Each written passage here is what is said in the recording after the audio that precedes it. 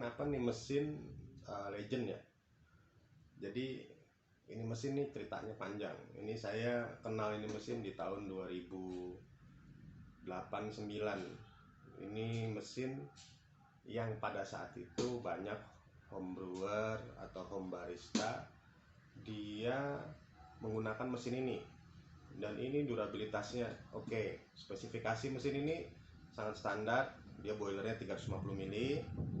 Terus dia ada steam one, ini steam one.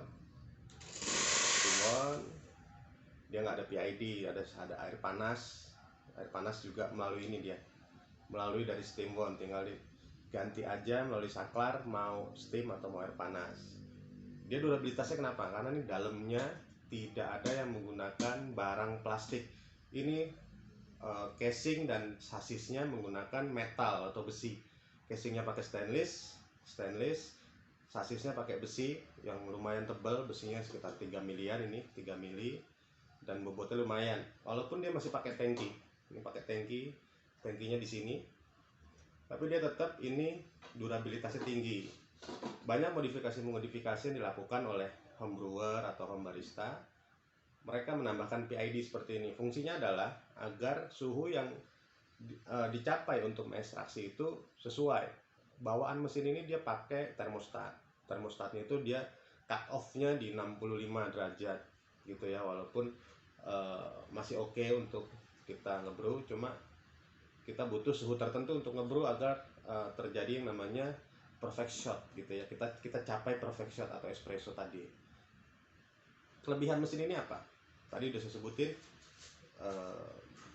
apa kelebihannya. Mesin ini bahannya dari stainless dan sasis dari besi. Kedua, dia udah ada boilernya. Mesin-mesin sekarang ini yang buatan Cina kebanyakan ya, saya sebut merek lah, Vero, Gen, atau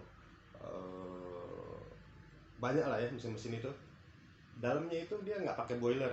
Rata-rata mereka pakai sistemnya seperti HX, air melalui jalur pemanasnya gitu ya. Jalur pemanas di air itu ada namanya sistemnya pemanasnya, dan pipanya kebanyakan plumbingnya pakainya itu yang plastik, makanya banyak terjadi kendala jebol. Ini saya punya udah usianya sekitar 13 tahunan, dia masih aman. Dia bahkan saya modif, dan dia menjadi legend karena apa? Sekelas mesin rumahan Rancilio itu, Sylvia sudah pasti akan konsisten dan dia easy to use.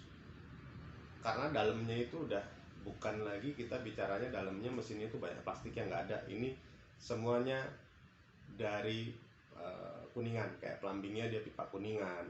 Walaupun dia masih pompanya vibration ya. Jadi spek mesin ini jelas wattnya pun juga sangat rendah, wattnya 1100. Untuk pembuatan espresso standar kita mau pakai berapa detik manual ya, on untuk ngebrew, off untuk nanti kita mau berapa detik berapa mili gitu, semua kembali ke grindernya gitu ya. Terus kenapa ini cocok untuk kita home barista?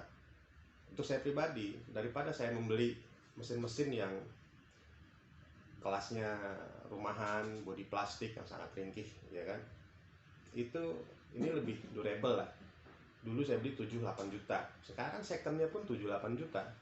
Jadi mesin itu bukan tentang lagi kita bicara bisa, tapi tepat. Kalau saya pribadi, saya akan mencari yang tepat untuk kegunaan saya, karena saya ingin minum espresso itu yang namanya perfect shot ya. Terus kenapa ini jadi legend? Yaitu tadi banyak home barista, bahkan barista-barista champion yang saya tahu ya, mereka pasti start udah Rancilio, Sylvia aja, karena memang ini yang pilihan sangat memungkinkan kita untuk gunakan. Saat ini kita beli misalkan nih, Sylvia udah ngeluarin 2 tipe ya, yang seri 6 atau 5 gitu, lupa saya, sama yang seri Pro. Bedanya apa dengan yang ini? Bedanya yang seri terbaru ini dia menggunakan motherboard volumetric, jadi otomatis dia ngisi boilernya gitu ya. Kalau yang seri Pro dia sudah ada hot waternya di sebelah sini. Kalau yang ini belum ada gitu ya. Jadi perbedaan signifikannya nggak ada. Secara sistem semua sama, cuma dia nambahin electronical sistemnya. Dalam mesin kopi ini ditambahkan itu tadi untuk yang versi 5, versi 6, dan versi Pro kalau nggak salah ya gitu. Cuma ganti tombol, secara bentuk semua sama gitu. Kira-kira ini untuk mini kedai aman nggak? Aman banget.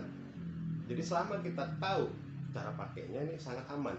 Contoh ya, ini mesin karena boilernya cuma 350 mili. Kita harus rajin-rajin lihat pertama water reservoirnya atau water tank yang di sini. Kita harus lihat rajin-rajin. Terus kita juga harus tahu mesin ini harus istirahat, nggak bisa diporsir karena dia semua manual. Kita mau manasin, kita harus pencet tombol masing-masing. Kayak ini untuk memanaskan, yang ini nanti untuk steamnya ada juga, ya kan. Ini semua jadi ada jedanya, beda dengan sistem yang di atasnya dia yang sudah masuknya kelasnya prosumer ya gitu. Jadi mesin ini saya pribadi sangat sarankan untuk yang personal use.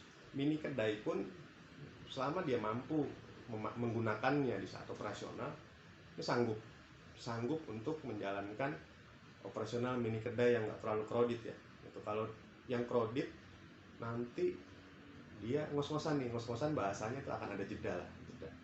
Jadi saya pribadi di Coffee Technician ini saya ingin menyampaikan bahwa mesin itu bukan bicara bisa atau tidak, tapi bicara tepat atau tidak tepat dalam penggunaannya di lapangan gitu ya.